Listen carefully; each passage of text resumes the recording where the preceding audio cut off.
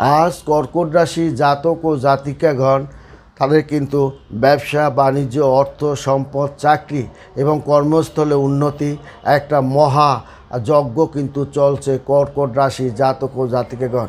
এই সপ্তাহে তার কিন্তু আর্থিক একটা লভ্যাংশ সে ঘরে তুলতে সক্ষম হবে কর্কট রাশির জাতক ও জাতিকাগণ।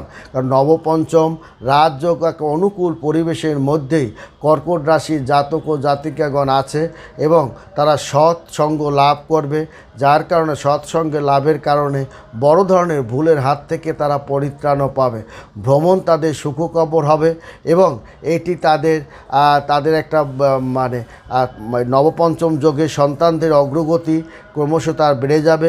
ব্যবসায়িক অগ্রগতি, লাভের অগ্রগতি, সম্পদের অগ্রগতি, সেল করার অগ্রগতি, সম্মান বৃদ্ধির অগ্রগতি কিন্তু কর্কট রাশির জাতক ও জাতিকা